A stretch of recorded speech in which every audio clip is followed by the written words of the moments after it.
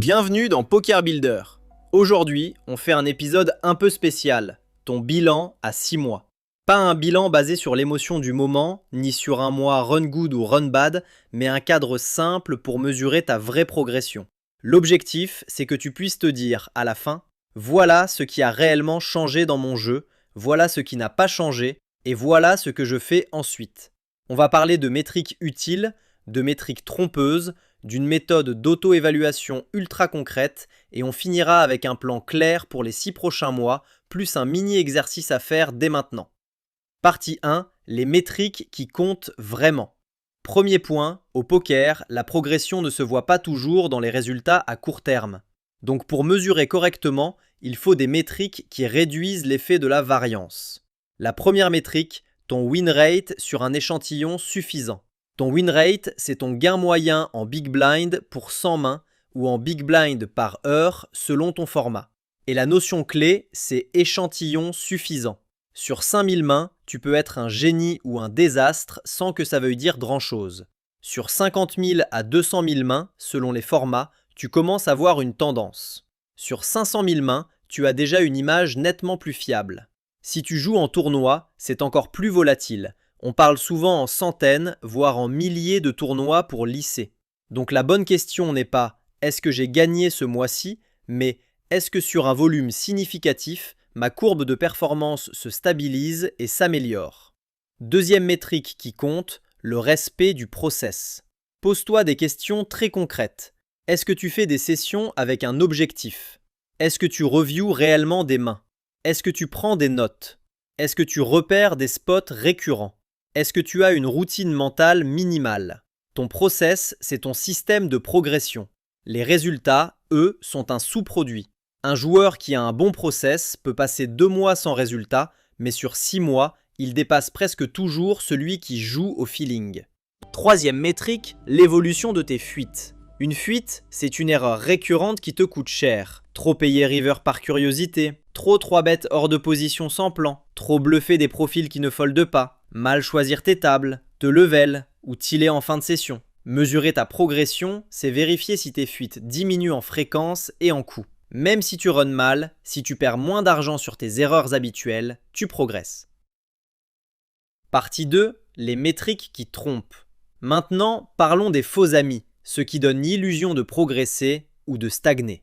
Premier piège, le résultat en euros sur un mois. Un mois, c'est souvent trop court. Tu peux être gagnant et finir négatif. Tu peux être perdant et finir positif. Le montant en euros est aussi influencé par la limite jouée, le nombre de tables et même l'état mental. Donc ce n'est pas un indicateur fiable de compétence.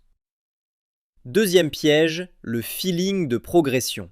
Tu peux te sentir plus fort parce que tu connais plus de concepts, tu regardes plus de contenu, tu as l'impression de réfléchir plus. Mais si tu continues à faire les mêmes erreurs sous pression, en pratique, ton niveau n'a pas vraiment monté. A l'inverse, tu peux te sentir nul parce que tu traverses une période difficile, alors que techniquement, tu joues mieux que jamais. Le ressenti est utile pour repérer ton état mental, mais ce n'est pas un thermomètre objectif de performance. Troisième piège, la comparaison aux autres. Se comparer aux streamers, par exemple, c'est presque toujours toxique. Ils montrent rarement leur downswing complet, ils jouent parfois dans des conditions différentes, ils ont une expérience énorme et ils ont souvent des volumes que tu ne peux pas reproduire. La seule comparaison utile, c'est toi contre toi. Toi aujourd'hui contre toi il y a 6 mois. Et au passage, un piège énorme, confondre variance et compétence. La variance, c'est le bruit. La compétence, c'est le signal. Ton travail, c'est d'apprendre à écouter le signal malgré le bruit. Partie 3, auto-évaluation simple et honnête. Voici une méthode que j'adore parce qu'elle est concrète et sans blabla. Tu vas relire tes 5 premières notes de review, puis tes 5 dernières. Notes de review, ça peut être un doc, un carnet, des commentaires sur des mains, des captures d'écran à noter, n'importe quoi. L'important, c'est d'avoir une trace. Et tu compares. Dans tes premières notes, qu'est-ce qui revenait ? Par exemple, je call trop en small blind. Je sais pas quoi faire quand je me fais check raise. Je value trop thin river contre des calling stations. Je ne sais pas construire mes ranges de 3 bêtes. Puis dans les dernières notes, est-ce que ce sont les mêmes problèmes ? Sinon, tu as progressé, même si ta courbe de gain n'a pas explosé.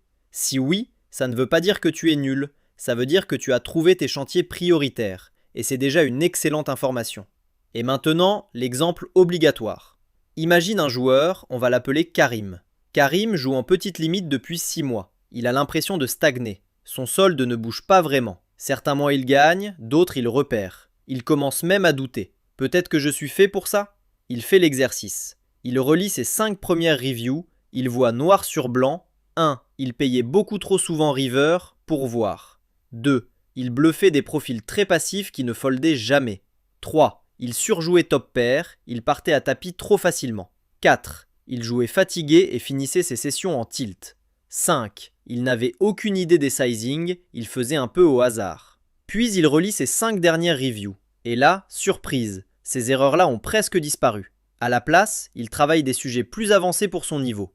1. Mieux s'ébête certains boards. 2. Mieux choisir ses combos de bluff. 3. Mieux défendre sa big blind selon les profils. 4. Mieux identifier les spots de value river. Résultat, Karim réalise qu'il ne fait plus les mêmes erreurs qu'avant. Il n'a pas stagné, il a déplacé ses problèmes. Il a monté d'un étage. Et ce simple constat lui redonne une motivation énorme. C'est exactement ça, la vraie progression. Tu n'es pas parfait, mais tes erreurs grossières d'hier deviennent tes automatismes solides d'aujourd'hui. Partie 4, le plan pour les 6 prochains mois.